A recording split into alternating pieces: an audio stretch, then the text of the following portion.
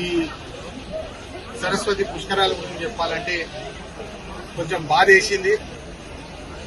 మా హక్కుల కోసం పోరాడిన ప్రతి దళిత సంఘాలకు నేను శిరస్సు వచ్చి నమస్కరిస్తున్నాను. ఎందుకంటే ఈరోజు చాలా ముఖ్యమైన విషయం నేర్చుకున్నాను. నేను డబ్బు కంటే మరి చాలా విలువైనది ఒకటి కులం అని చెప్పి ఈ సందర్భంగా నేను అందరికీ తెలియజేస్తున్నాను. ఇది నేను నేర్చుకున్నాను. ఎందుకంటే కులం బట్టి ఎట్లా ప్రవర్తిస్తున్నారు అందరూ అని చెప్పి ఈరోజు మనకు తెలుస్తుంది.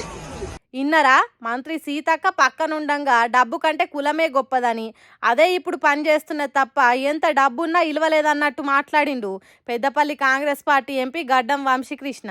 మరి కులాన్ని బట్టి తనకి ఇవ్వాల్సిన మర్యాద ఎవలియలేదు, ఎక్కడ అవమానం జరిగిందో తెలియదు కానీ మస్తు బాధపడుకుంటా చెప్తున్నాడు ఎంపీ సారు. కాళేశ్వరం పుష్కరాలు మొదలైనప్పుడో మరి తర్వాతనో తెలియదు కానీ తనను విలువలేదట. అరే నేను ఎంపీని కదా, కాళేశ్వరానికి పిలవాల్సిన మనిషినే కదా, మరి అసంటప్పుడు ఎందుకు విలువలేదనే బాధను ఎల్లగక్కిండు అని అంటుర్రు. అది కూడా మంత్రి సీతక్క పక్కన ఉండంగానే అంటున్నాడు.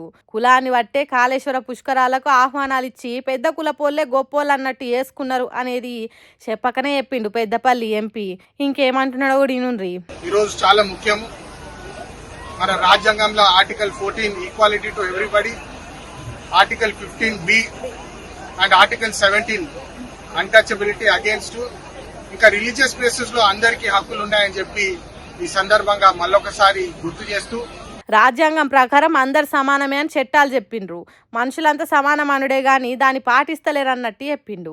ఇప్పటికే అర్థమైంది కావచ్చు ఎంపీ సాబ్ ఎవలని అంటున్నాడు. సొంత పాటోలే తనకు ఆహ్వానం ఇయ్యలేదు, దూరం పెట్టిండ్రు అన్నట్టు మాట్లాడిండు.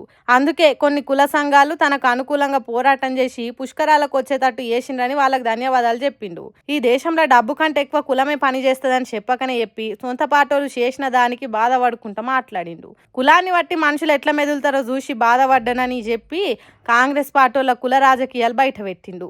దేశాన్ని 50 ఏళ్ల కంటే ఎక్కువ పరిపాలించిన కాంగ్రెస్ పార్టీ కులాన్ని పోగొట్టకుంటుండే కాదు, ఇప్పటికీ కులం ప్రకారమే రాజకీయాలు చేస్తున్నది అన్నట్టు చెప్తున్నాడు.